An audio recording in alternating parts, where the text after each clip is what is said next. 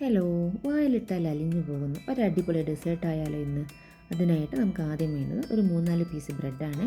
Milk ബ്രെഡോ brown ബ്രെഡോ ഏത് bread വേണമെങ്കിൽ നമുക്കിതിനായിട്ട് use ചെയ്യാം. അതിൻ്റെ 4 സൈഡ് കട്ട് ചെയ്തതിന് ശേഷം അത് ചെറിയ ചെറിയ കഷ്ണങ്ങളാക്കി ഒന്ന് കട്ട് ചെയ്തെടുക്കണം.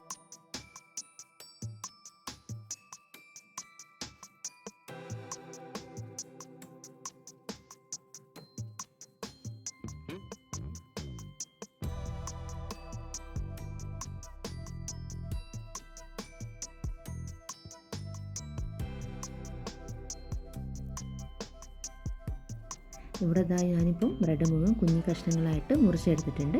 ഇത് നമുക്കൊരു പാനിൽ ഒരു 2-3 ടേബിൾ സ്പൂൺ നെയ്യ് ഒഴിച്ചിട്ട് 2 സൈഡ് നന്നായിട്ടൊന്ന് മുരിച്ചെടുക്കണം.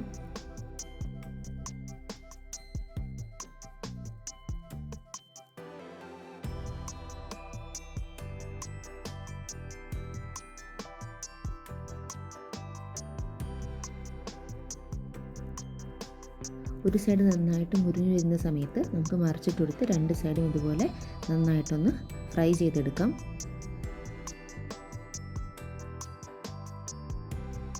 ഇങ്ങനെ 2 സൈഡും റോസ്റ്റ് ആയിട്ടുള്ള ബ്രെഡ് നമുക്കൊരു പാത്രത്തിലേക്ക് മാറ്റി വയ്ക്കാം.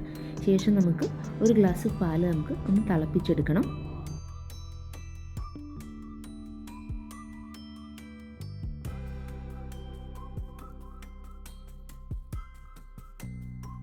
പാല് തിളയ്ക്കുന്ന സമയം കൊണ്ട് നമുക്കൊരു കപ്പിലേക്ക് 2 ടേബിൾ സ്പൂൺ കസ്റ്റാർഡ് പൗഡർ ചേർത്ത് കുറച്ച് തണുത്ത പാൽ ഒഴിച്ചിട്ട് കട്ടയില്ലാതെ നന്നായിട്ട് മിക്സാക്കി വയ്ക്കാം.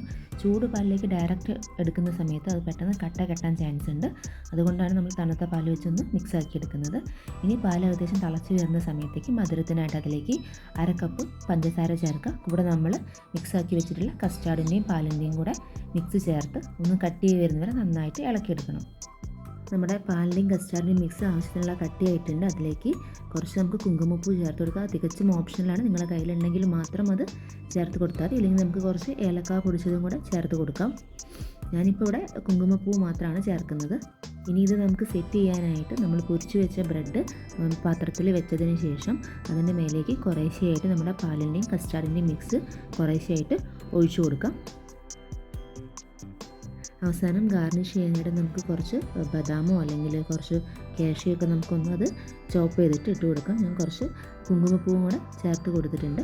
ഇനി ഇത് നമുക്ക് അടച്ച് വെച്ച് ഒരു മണിക്കൂറോളം നമുക്കൊന്ന് ഫ്രിഡ്ജിൽ വെച്ചിട്ട് തണുപ്പിച്ചെടുക്കണം. അപ്പോൾ ഇതാ 1 മണിക്കൂർ കഴിഞ്ഞ് നമ്മുടെ ഡെസേർട്ട് ഇവിടെ സെറ്റായി വന്നിട്ടുണ്ട്. അപ്പം എല്ലാവരും ഉണ്ടാക്കി നോക്കിയിട്ട് അഭിപ്രായം രേഖപ്പെടുത്തും. അത്രയ്ക്കും നല്ല ടേസ്റ്റി ആയിട്ടുള്ള ഒരു ഡെസേർട്ടാണ്. Thank you.